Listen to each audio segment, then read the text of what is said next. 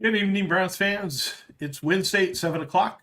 That means it's time for OBR Weekly. I'm Barry. I'm a web dork. Hi. That right over there, that's Fred. He's a beat reporting legend. How you doing, Fred? I'm doing great. It's only 90 some degrees and middle of the summer, and a week from tonight we'll be on the training camp eve, and there'll be Yeah. football nonstop for at least 6, 7, 8 months. And you will be getting ready to stand out on the sidelines in West Virginia in all that wonderful, beautiful heat to watch large human beings play football. It'll be wonderful.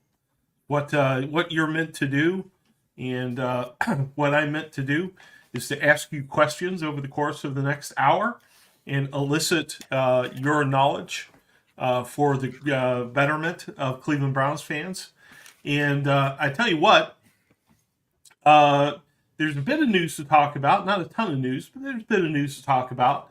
But we decided, because last week was such a good show with all the questions that were getting fired at us, that we would make this another Ask Us Anything show. Fire away with whatever questions you have. We really want to answer your questions. We really want to talk about what you want to talk about rather than what I've set aside here. So hit us up with your questions and comments on the program, and we will focus on those. So it's just that simple. And if you're on YouTube, if you could do us a favor, hit that thumbs up button, hit that like button, subscribe, comment, do whatever you can. Let's fool the YouTube algorithm into recommending this show for other Browns fans so that more people can be aware of what we're doing here on the OBR. Sure would appreciate it if you are on the you are on the YouTube channel to help us out with some of that sort of activity. All right. I tell you what, Fred, let's just jump right into it. We've already got some questions here. Let's just go straight into them rather than my nonsense. And the first question we have here is from Eco. And Eco says, when does Nick see the field? So get out your crystal ball, Fred. Prognosticate. Eco asks October. Yeah, I mean, the thing is that the optimism by this video the other day of him squatting 500 and some pounds. I mean, it's almost like an annual tradition. I know in the past it was somewhere like 620 or something like that, and it was just some unbelievable. Well, anything in the 500s is, I think, unheard of as well. That's like 3 of me or 4 of me. But I don't know. I mean, this sounds weird. I mean, I don't want them to get ahead of their skis. I know Jack Duffin said in the renegotiating or redoing his contract, he was optimistic he'd be ready to go for the whole season, because why would a guy give up possibly $10 million, in a contract if you couldn't meet it in incentives? And if he plays the whole season, even not at 100%, he probably can get close to all those incentives. But I just think it's crazy to think that he would be out there to start.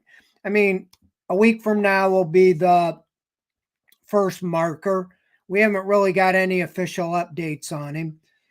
Last year went into training camp expecting Sion Takitaki, who came off ACL surgery the previous December.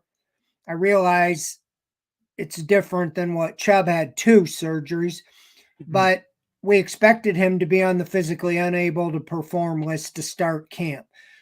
That doesn't penalize you. It just doesn't count against the 90, but they can be activated anytime.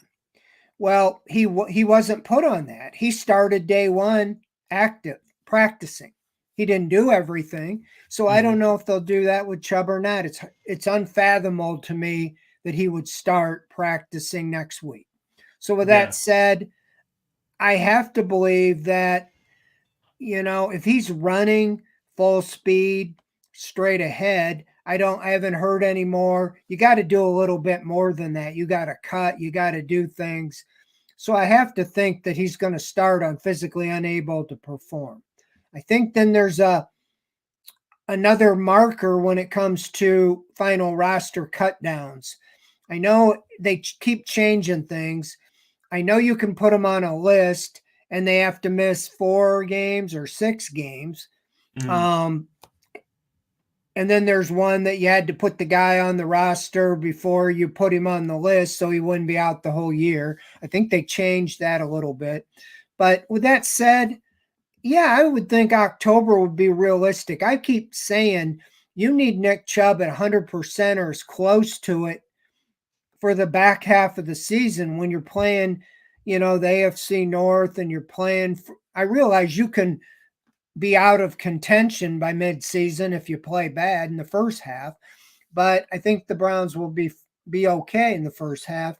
But I just think it's going to be a medical thing and how he's doing. I don't think they're going to hold him back if he's ready to go. And they say, doctors say he's fine. He says he's fine. He's demonstrating it on the field. So I would think it would be a big boost, if it's October. But I wouldn't be surprised if he did come back in September, or before. I think his sights were on the opener. And I don't think you want to, if everything is checked on all the boxes, I don't think you're going to want to, discourage him.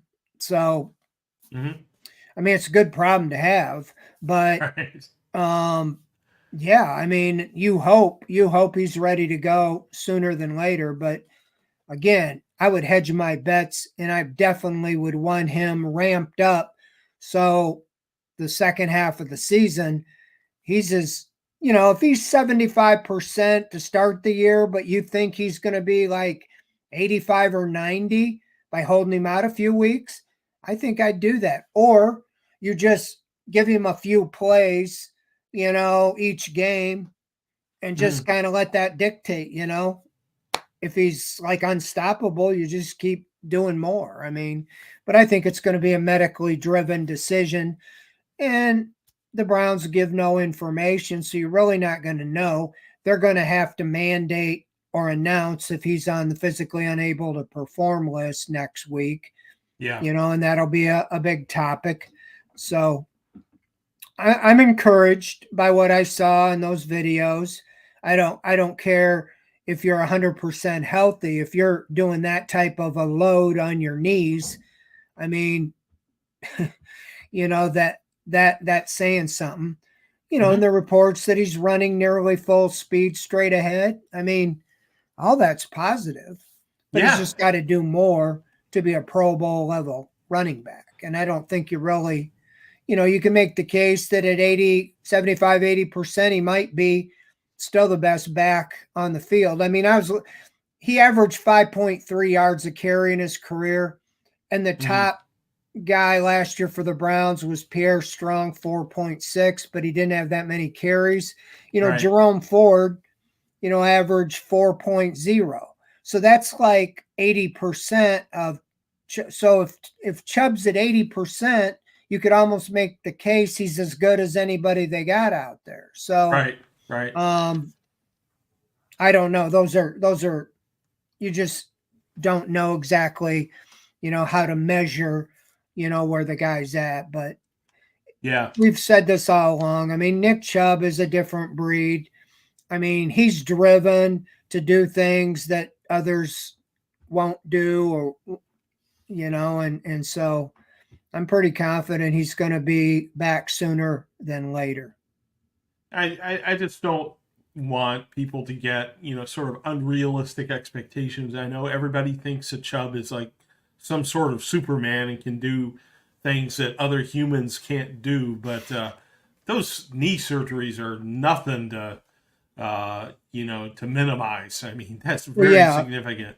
I think Jedrick Wills is still kind of, missed up most of the offseason, and he just had an MCL, which they always kind of make it like that's not as big of a deal as an ACL. Chubb had both, MCL first, then swelling went down. He did have the ACL in surgery in November, which was, if you compare him to Sion Takitaki, that was a month before Takitaki did, and he was able to be ready to start practicing. I Right. think they know what Chubb can do. He doesn't need a full training camp of practice. I mean, and then you're looking at September 8th. It's still some time away. So, yeah, I think it's very encouraging, that I think he'll be ready. And I did my projection. You asked me about it. That was very Mm-hmm. difficult, but I think I had him at 800 yards. Mm-hmm. So I was anticipating that he would play the second half of the season. The guy, when he's healthy, has been getting between 1,300 and 1,600 yards. So even coming off injury, I was anticipating maybe a half a season, and that would get him, close to 800 yards if he played, even sometime in October. Right. Think about where we were 6 months ago, right? We were saying things like, well, anything Chubb gives you in this season is a gift, and things like that, Let's keep our expectations reasonable. I mean, 800 yards, that would be awesome. That would be incredible, in my opinion, Especially if if he it's does in the that. second half of the season when Yeah. when you're doing a stretch drive. Yeah. Fumble 13 points out here that if he gets 750 yards, he passes Leroy Kelly on the all-time rushing list for the Browns. Quite an accomplishment. Yeah, I wrote that, and that's why I put 800, because last year he needed, like, I don't know, 900 yards to go to not only Kelly, he passed two guys. I think it might, Mhm. whoever is behind Kelly, if it's Mike Pruitt or Might be Mike somebody would Pruitt, know yeah. that, Greg Pruitt. But yeah, he would become only behind Jim Brown, if he has 750 yards. So that's Right. why I threw that 800 in there. Part of it also, the thing on Watson, just because the record was 30. That's why I think I put 31, just thinking, if he's close, they're going to go for it. Yep. Yep. All right, man. So that is Eco. That's your question. Thank you. We got some other questions piling up here. Keep them coming. Let's keep on your questions, your comments. Let's make the show about you, not about what my nonsense. Let's go on to Drew in Brick City here. And Drew in Brick City asked whether Fred, whether you are tired of the Ayuk propaganda. He has effectively leveled my question, which was Ayuk propaganda, but we're hearing lots of it right now. Oh, Ayuk wants a trade. Cooper's holding out. Let's flip flop the two. So, tons of articles coming out about that. What do you think, Fred? I think the 49ers are in a situation where they're trying to get back to the Super Bowl. I don't think they want anything to derail their season. I just think when it's all said and done, they're going to work something out there. Why would you do? I just can't see a blockbuster trade on the eve of training camp. These are things that get done, on the draft day, or before the off-season program really is kicked in. I don't think either team wants to disrupt any of their chemistry, or what they had. Now, yeah, I'd love to have for the Browns Ayuk, but not at the expense of Cooper. They need another receiver. They don't need to lose a receiver. And so Mm, you're not going to get Ayuk for Cooper unless you're right. giving up more. He's 30 years old. There's a reason, that guys, when they get in their 30s, don't get the big contracts anymore. I think really that's simple why Cooper is holding out. He knows this is his last shot at it. He Yep. signs a 2 year, and he might sign a 2 year, but say he signed a 2 year, he's basically done with the extensions. He's going to get a 1 year free agent deal, like you see Julio Jones and Mm-hmm. DeAndre Hopkins and the like of them start going into that 1 year free agent. Sometimes they stay with the team they were at, but usually Odell Beckham, they just become nomads year to year, going to Hmm. the highest bidder. And Right. I think that's really what this is about with Cooper, and so I think that it'll get done. I still contend that. Even if he shows up in Berea and the agent and them are still talking, I just think they'll get this done. There's too much at stake for the Browns to not get this done. And I think that's where they put their focus, is getting him done. Ayuk, I would dread, if I was a Browns fan, more seeing him go to the Steelers or Right. somebody in the division like the Ravens or something like that.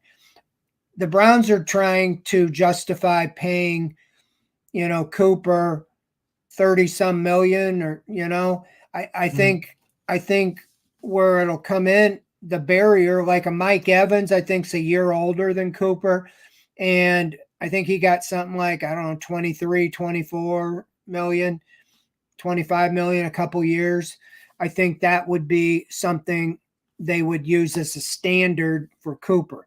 Ayuk's a different animal. He's 26. He's going to want in the 35, upwards range. Hmm. And if you're hesitant with Cooper, I just can't see you know, paying a guy coming in here on the eve of the season.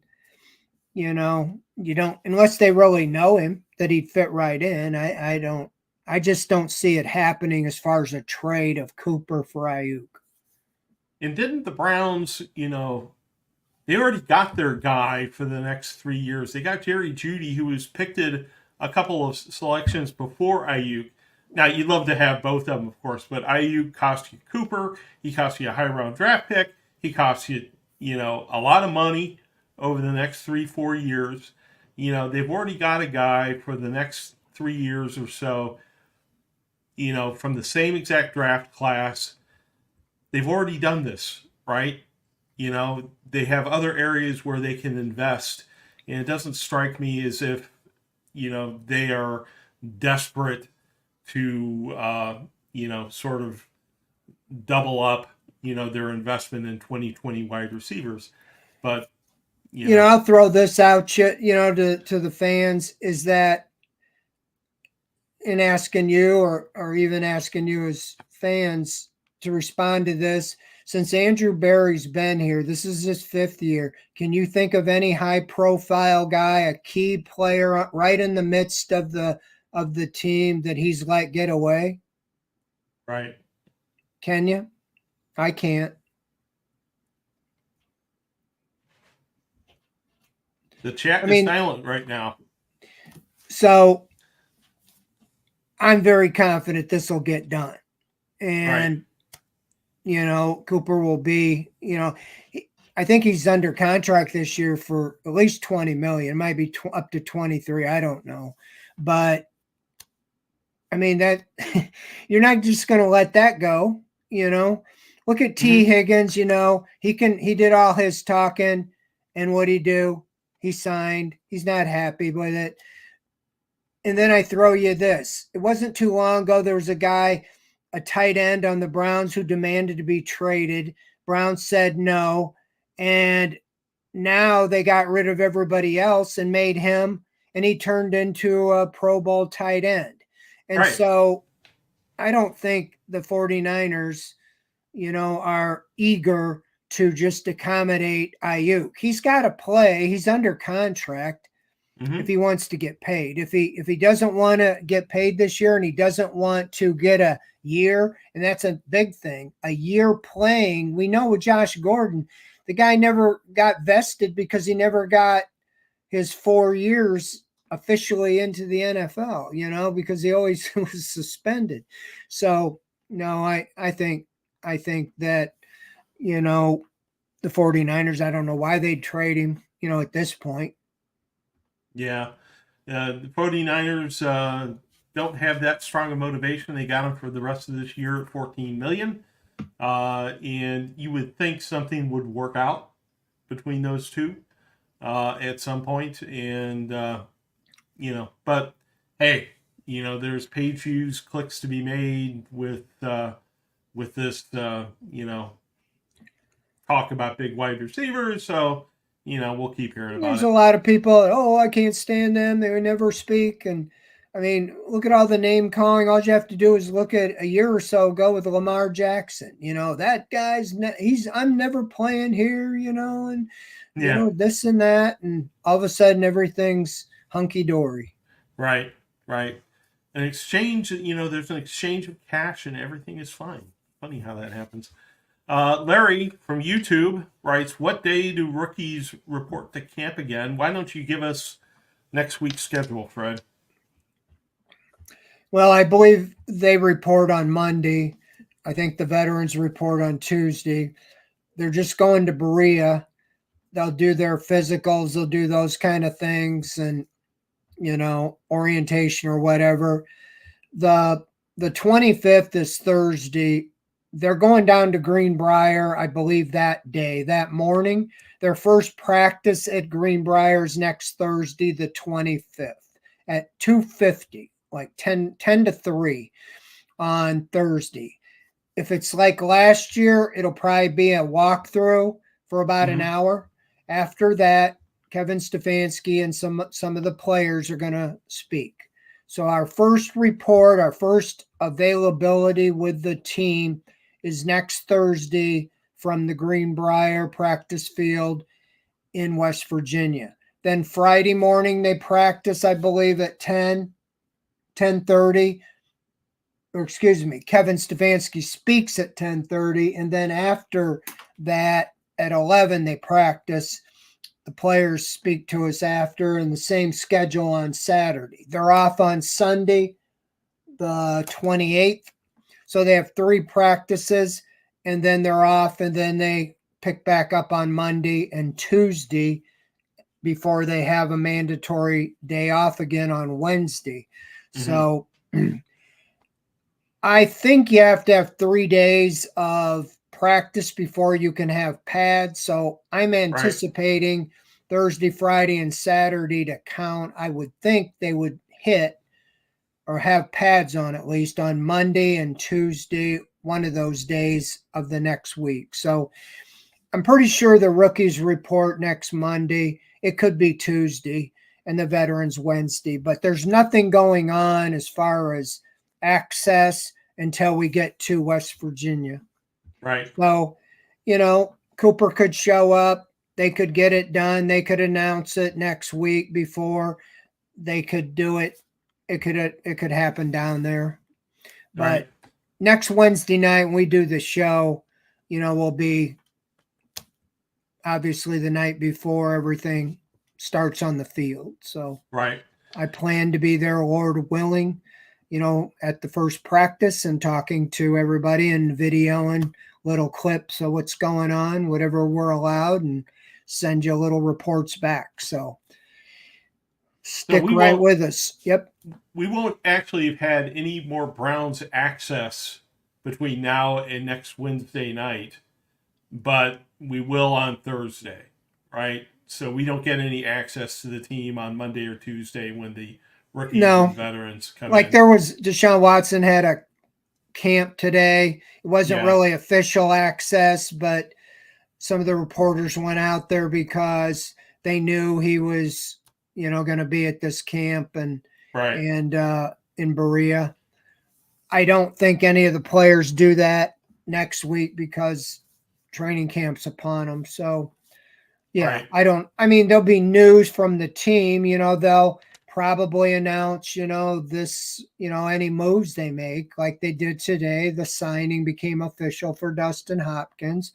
And if they are placing somebody on the unable to perform list, I don't know when that'll happen. It could happen after they get to Greenbrier when they're on the practice field. They say, oh, by the way, or it could be ahead of time, like these players. There's always going to be some surprises, of guys with, guys that were fine in June that all of a sudden they're going to be like, what happened to this guy in the month off? He got hurt or something, If you remember last year, Marquise Goodwin, they announced he was on the physically unable to perform. He had blood clots in his lungs and his legs and stuff. And so that was unbeknownst to everybody. We saw him at mini camp in June. He was catching bombs and looking great. So Yeah. there's always going to be, hopefully, you don't have any bombshells coming out, on guys that Yeah. were injured,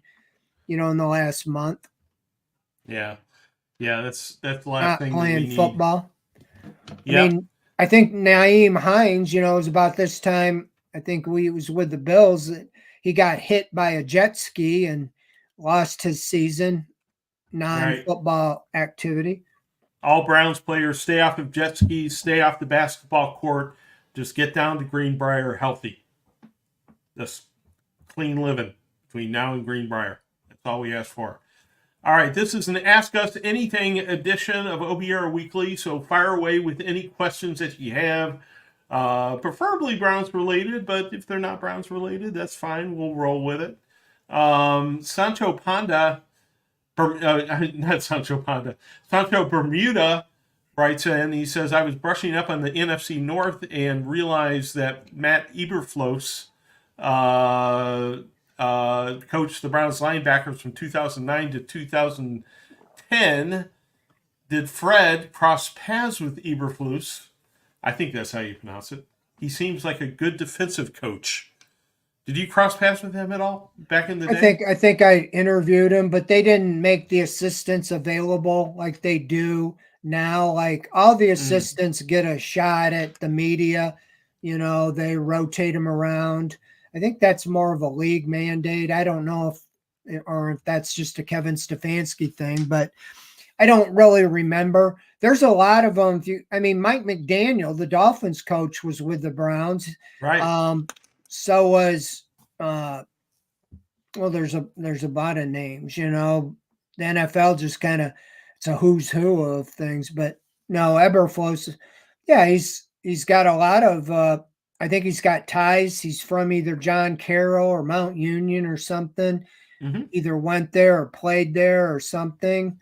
And just like Sirianni, I think he went to Mount Union or had ties there. A lot of coaches come through the Browns or through Northeast Ohio. So, yeah, Mike McDaniel. A lot of people didn't know he was there. Mike Tomlin was with the Browns. He was one of those minority intern fellows, that doesn't even show up on his bio, but it was one of those where they're in for training camp like 6 weeks. And I remember, Mike Tomlin, fellowship, intern or whatever. And so a lot of guys, you never know who's going to. I always tell you a story about Eric Mangini, he was like a ball boy, under Belichick, and he brought water and pop into the media room in Berea, and I was sitting right next to the refrigerator, and he'd come in and stock in it, and I was trying to talk to him, how you doing, and he wouldn't even hardly say anything. 12 years later, he's the head coach of the New York Jets. It's like, what a country. Yeah. He was there to be an intern, a PR intern, and after doing those type of jobs like he was doing, he went to Belichick and said, "Hey, can I do something on the field?" And they said, "Hey, yeah, he was basically a ball boy." And then we all know he went from there to being kind of one of the coaches. And then he, followed Belichick all the way to the top and head coach with the Browns and the Jets. So you never know. Yeah. And you tried to be nice to him way Great back country. Well, he's a nice Yeah. guy. He was just very quiet, very shy, type. when. It's just strange, Then you see him as the head coach of a team 11, Yeah. 12 years later. Yeah. And on The Sopranos, of all things. Well, you hook up to the right wagon, Exactly. High-powered creative director of the FizzBiz writes in, and he says, does the JOK contract rumblings concern you two? And we've talked about JOK, and not a lot of concern, I don't think, from you, Fred, about JOK in terms of it getting done. He's a high-quality player. He really came on last year. The Browns like him. He seems to like being part of the Browns. Sooner or later, gonna get done, don't you think? Yeah, I mean, this is your homegrown guy that you traded up for in the second round, and his first 2 years, he was had some concerns about his durability. He didn't finish either season. I mean, he missed time both years. Last year, he was healthy, played the whole season. Jim Schwartz played him. Probably the scheme fit was more to him. He's 220 pounds, so he's like a big safety. So he's not, built to be a run stopper. He's more of a speed guy to go to see the ball and go get the ball, whether it be sacking the quarterback or dropping the running back who catches a quick pass out of the backfield. And we saw that in the playoffs. What I was most impressed last year, he had 20 tackles for loss. I Mm-hmm. mean, in that playoff game, he was kind of like a missile. You'd see him just shooting across and dropping the guy. There's many players that don't have 20 tackles in a year. I mean, he had over 100 tackles, but 20 of them were impact plays, tackles for loss. He also had 3.5 sacks. So I think he's going to only get better. He's in the fourth year. I paralleled this very similar to Grant Delpit. Grant Delpit was a high second round pick in his fourth year. Last year, even when he got injured, then the year they signed him to a 3-year extension. Now, he had some injuries. He missed his rookie year with a torn Achilles. It took a while to get him going. Mm-hmm. I think JOK's probably on a higher trajectory, than Delpit, but I can see that being the same thing. Towards the end of this year, they sign him to an extension. You're not going to let this guy go to free agency. I expect it to get done, to be extended. They don't put the biggest value in linebacker, but he has been the highest paid linebacker on the team, even though he was on his rookie contract until I believe now they signed Jordan Hicks, who I think, is a little more. But I see them signing him. And the worst case scenario, and I don't even think this would happen, they would franchise tag him. He's not a Mm-hmm. guy you're just going to let walk. Right. Right. Um, so you can have all kinds of rumblings about, contracts aren't going well.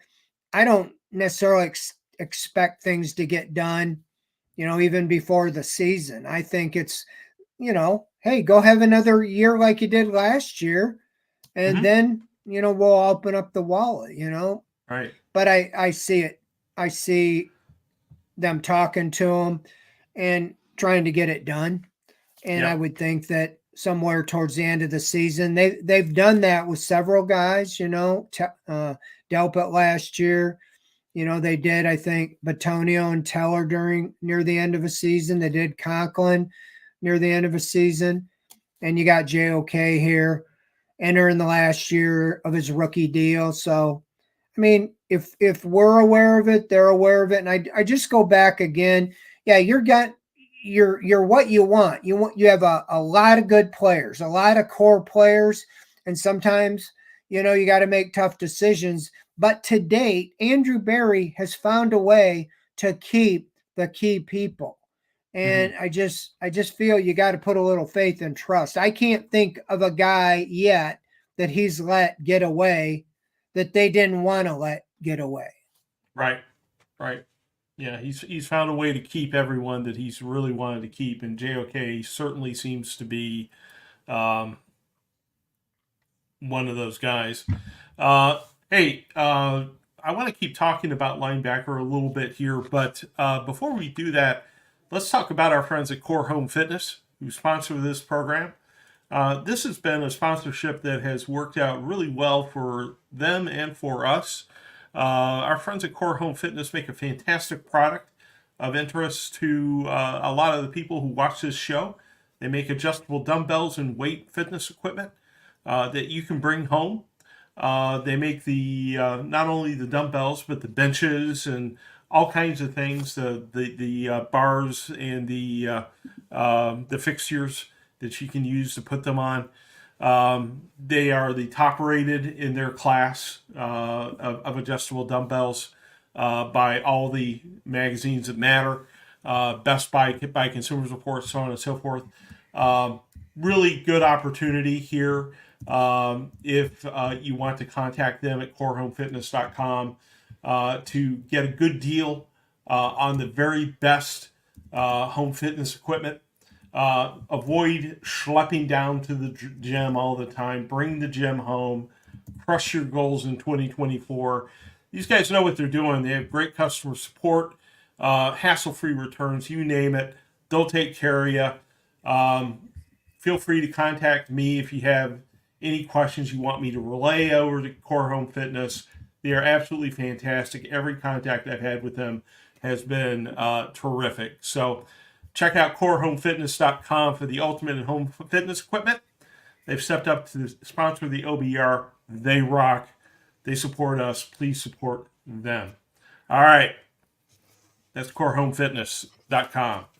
Let's talk a little bit more about JOK, but first a warning to everyone watching, and there are a large number of people watching. We are down to 2 questions from you people. And if we run out of those questions, we're on to my questions, and my questions are really crappy. So please fire off your questions in the Twitch and YouTube chat rooms, and we will keep this show on track. But when it comes to JOK, there was a article that talked about, well, actually, I think I asked this question last week. I'm sorry. I was going to talk about how JOK can accelerate his game. So, yeah, let's take a time out and not ask that question because I think I asked it last week. So let's go back to the questions that you, the intelligent people who do not re-ask questions, asked, and go to one from Red Leader. And he asks about any rumors about Coop that we've heard recently. And if you are a denizen of our insider boards, you heard recently that,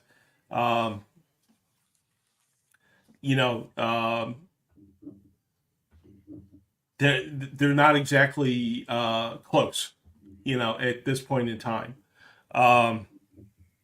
But that could change any day, any hour, whatever.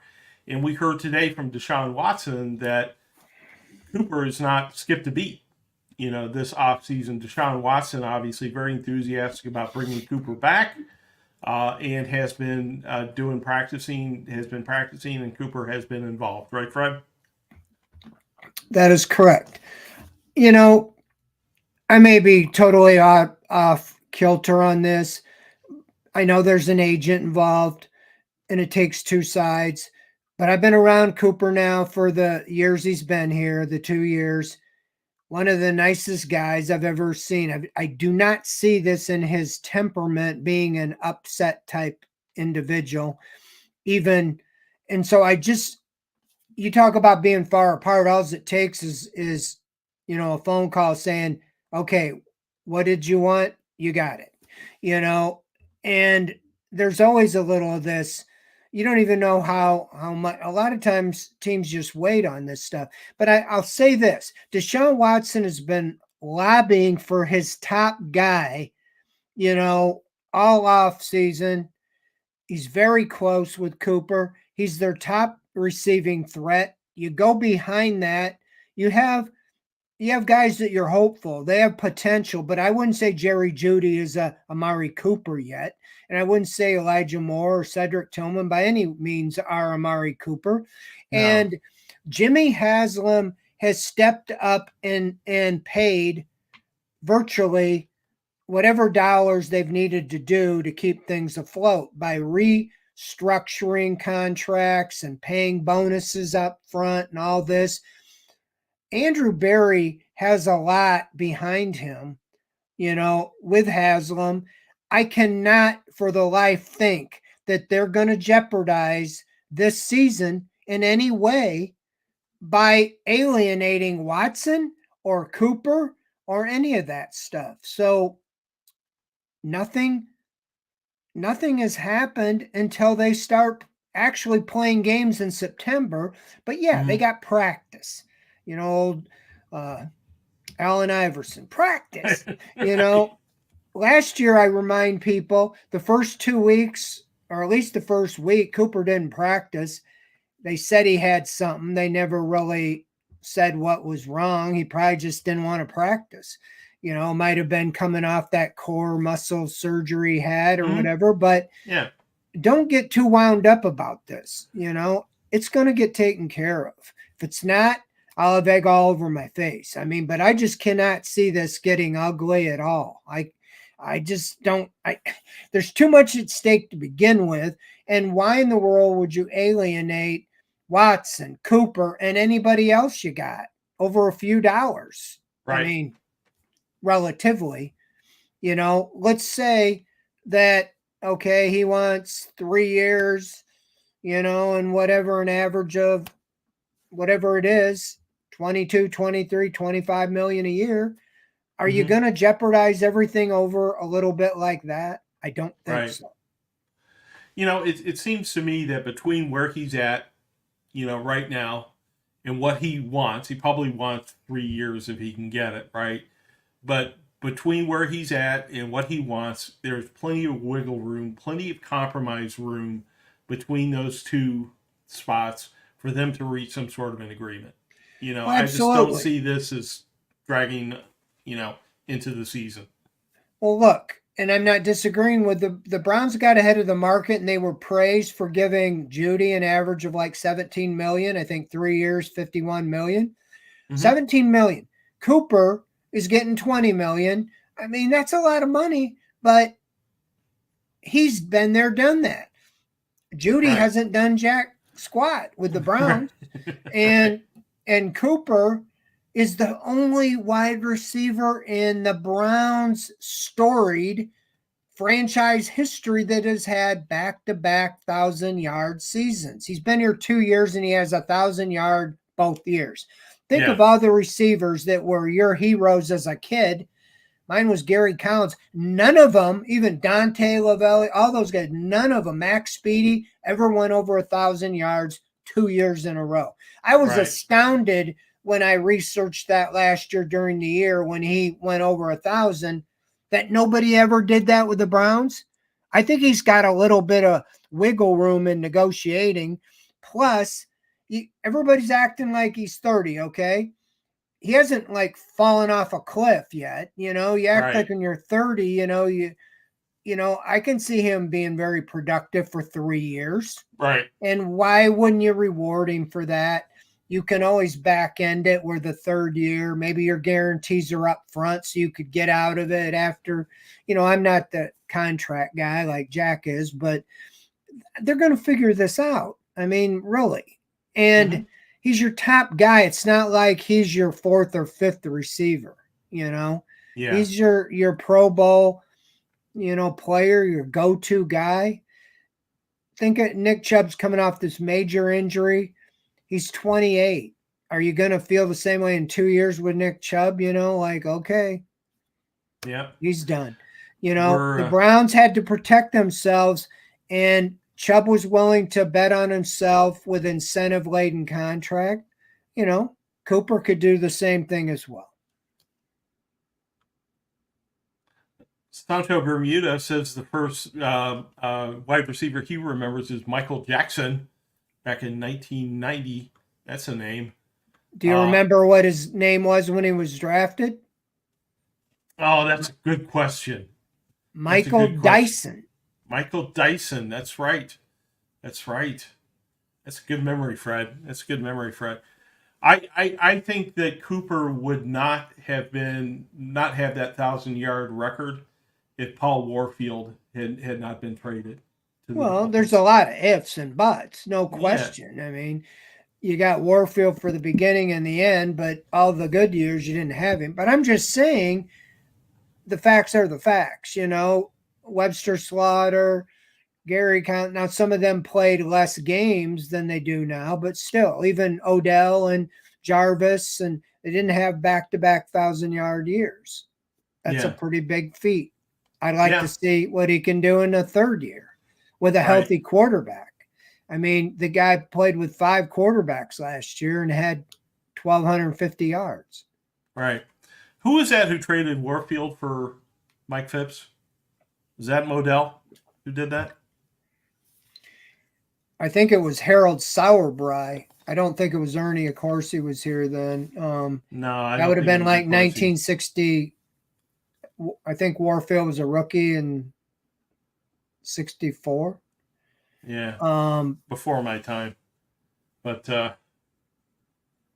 Fumble says it's Modell. I want to blame Modell because I blame Modell for everything.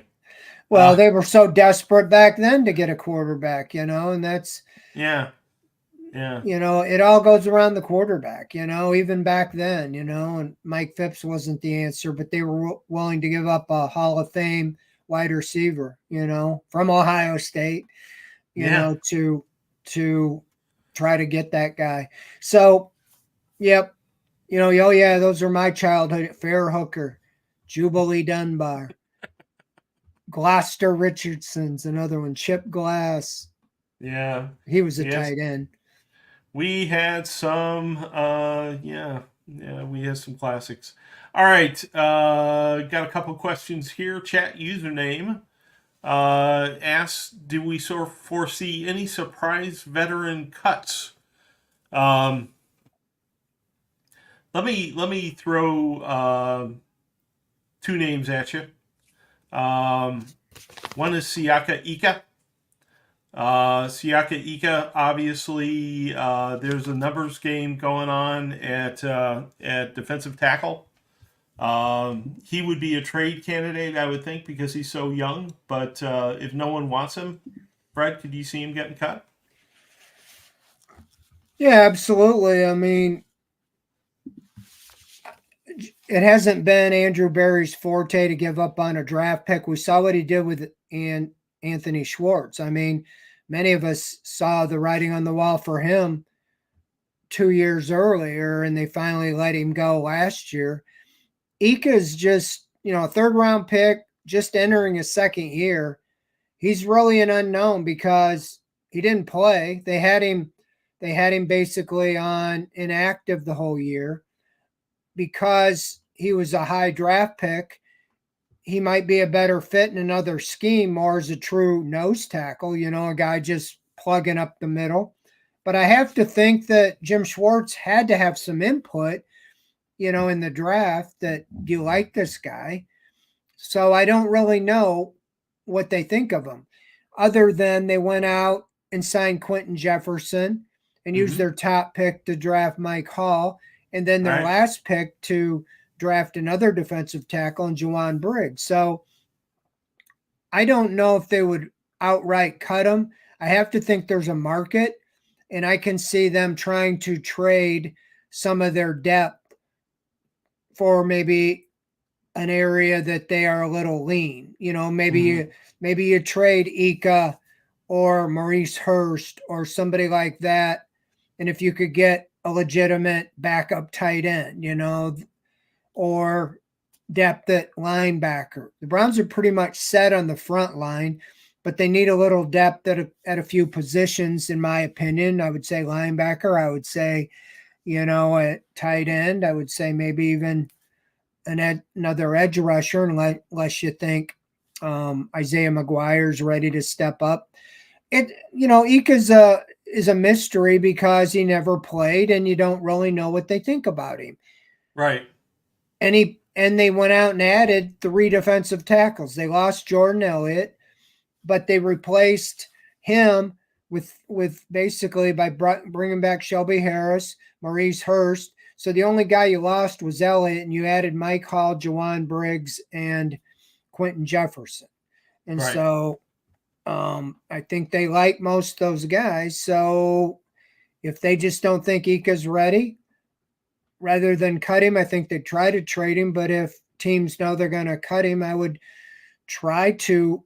There's teams that are going to be weaker on the defensive tackle line, and there's Mm-hmm. going to be teams that are stronger at a position the Browns might need. Again, a lot of this will depend on injuries, that happen with the Browns or other teams. Same thing with quarterback. Tyler Huntley could be very popular, or DTR could be very popular, with teams if they lose a quarterback, a starter or backup in training camp or preseason. Yep. So we're not really going to know, but Ika's kind of comes to mind. I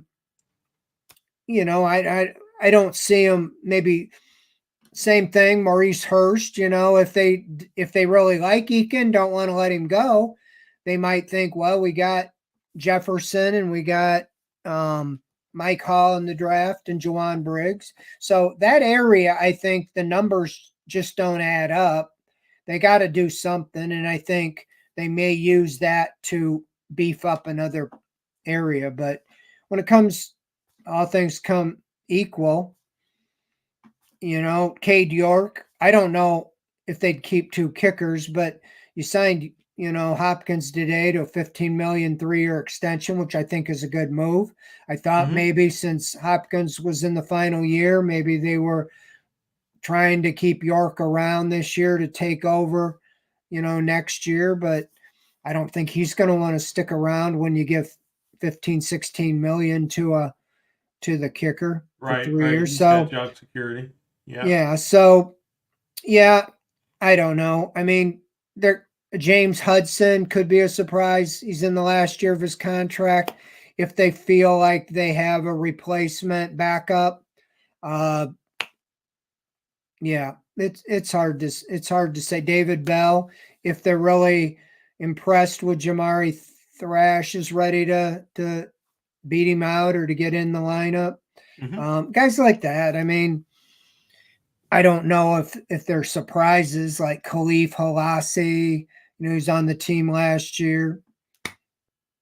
I want to talk about another position as well that you wrote about today, safety. How many safeties do you think they're going to keep? Well, they'll keep at least 4.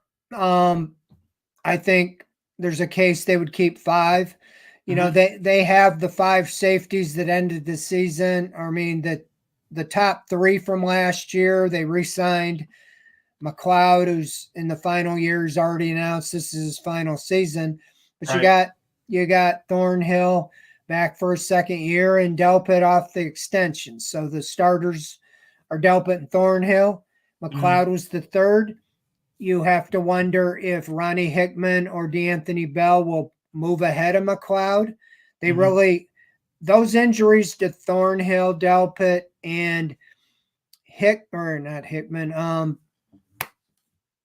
whoever the third one was, McLeod, opened the door for Ronnie Hickman and D'Anthony Bell to play, and they both really did well with their opportunities.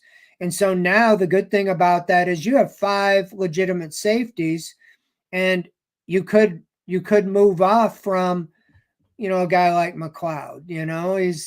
He announced his last year, but if those guys are better than him at this stage of the career, I don't know if they'd cut him, but anything could happen. But those are clearly your top 5, and I think that's a very deep position, one of the deeper positions they have. And you like those young undrafted guys because they're inexpensive, and they got some time on growth. Hickman really, had that big pick 6, I think, in the playoff clinching win, and a Hickman Buckeye. Very well. They liked him. Yeah, and Bell was a special team key guy, and so I think those guys are key on special teams as well. So I think they're in good shape, and if you have injuries, you got guys that can step in. Well, that's why I asked the question, because, McLeod, I think, would be looked on as sort of a shocking cut, if they only decide to keep 4 at this point, because they like him. He's a leader. He's played well throughout his career. This is his final year. It's quite a story, and he's not the sort of cut you would want to make, right? But if you like D'Anthony Bell and you like Ronnie Hickman as much as they seem to, and you're only going to keep 4, it becomes a numbers game at that point, and you're not going to get rid of Thornhill or Delpit, so that might be a shocker. There becomes strategy and roster cuts now. I mean, 90 could go to camp on the roster. in effect, you have a 69-man roster now because you have 53 man and a 16 player practice squad. So Right. almost all the guys on the practice squad in the last couple of years were in training camp. And you could see a strategy with a guy like McLeod's been around that they could say, hey, we don't want to cut Ronnie Hickman or D'Anthony Bell because we'll lose them. Right. No disrespect, but nobody's going to pick you up. You know, you're 34 years old. You know, you announced this is the last. You know what I'm saying? Yeah. We're going to put you on the practice squad, but, you know, or something like that. They're creative. This isn't the old day practice squad. They had an offensive tackle, Ty Nasecki, last year was like 37 years old. He's like a 16-year veteran. He got hurt early on, but he was on the practice squad. You know, they signed, I think it was Brad Hopkins. Is that the name? The guy from Cleveland, late in the season, put him on the practice squad. He was like 35 years old as an emergency. So they had Duron Harmon they brought in after McLeod got hurt, who was 33. He was on the practice squad. So they use that kind of as a flexible, like a minor league. You bring them up if you have an injury. Any of those safeties get hurt, you know, he's brought up for the game and so forth. So they'll be creative. I just don't think they're going to cut a young player. You know, and that's what I said even with Ika. If they feel he has a future, I don't think they just cut him. They would try to trade him, but he would probably get picked up because he was a third-round pick, and he couldn't get back to the practice squad. And that's why strategy-wise, a lot of times they cut guys that they think nobody will claim, but then, you know, like the Chiefs cut Khalif Halassi last year, and the Browns claimed him. He was an undrafted rookie, and they kept him on the team all year. Well, because the Chiefs probably thought nobody was going to claim him, and they could put him on their practice squad because he wasn't drafted to begin with. So, yeah, there's a lot of strategy. There's going to be a lot happening in training camp with injuries and so forth. But yeah, McLeod would be a big any of those older guys would be if they're, but what I'm saying, they would talk to him and say, look, this is the situation. We want you back, as they do with most of the practice squad guys. Yeah. You know, and if he said, that's okay, let's do what's about, you know, they would do stuff like that. Yeah, I could see it. I could certainly see it. I mean, they would want to hold on to McLeod. I mean, they would want to hold on to all five of those guys, you know. It's just that you make a D'Anthony Bell or a Ronnie Hickman available, they're going to get snatched up because they're young and talented. But I just one more question on the safeties. Juan Thornhill obviously had an off year last year. Unimpressive in 2023. He's vowed to turn it around this year.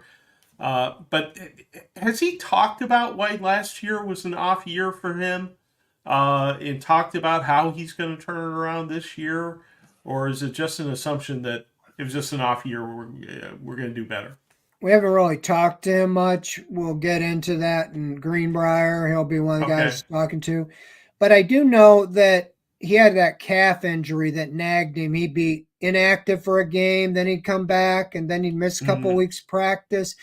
Kind of like Wyatt Teller that one year. That calf can really be nagging to certain guys. And I think when you're a safety, you know, I think that was one of the biggest things, that he just wasn't completely healthy. Right. You know, and you hope that he's not like John Johnson. You know, he was underwhelming, the big free agent signing, and you expected Thornhill to take it, you know, to take his place and be much more productive. But I would say, like I said, you got Hickman and Bell, two young guys that have shown maybe they can move on from Thornhill if he's not ready to step up and play the level they need him to play. I think the biggest thing I'm going to give him the benefit is health, but he certainly got to play better. He was known as a ball hawk. He had you and me had as many interceptions as he did.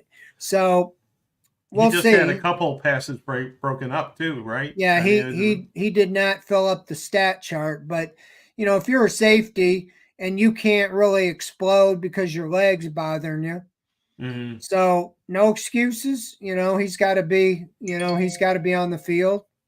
Just like Delpit does, but they do have depth there, and it'll be interesting. I think that will be good competition. To see what takes place. Yeah, there's going to be good competition all up and down this roster during training camp. It's going to be fun to watch this year. And next week, when we come to you at 7 o'clock on Wednesday, it is going to be the eve of Greenbrier. Fred's going to be down there in wonderful West Virginia. I'll be here in Ohio like I always am, but Fred will be down there in wonderful West Virginia preparing to stand on the sidelines at Greenbrier, and we will be ready to go for the 2024 Cleveland Browns season. All Yeah, I right. got to be on a hill. Everything's crooked and mountainous. It's beautiful though. So yeah, Yeah, looking forward to it. We'll be ready. We'll have everything, and appreciate everybody tuning in and all the great questions, and keep them up, load them up, and we'll be one day from practice next week when we talk. absolutely. We will see you next Wednesday. Good night, everybody. See ya.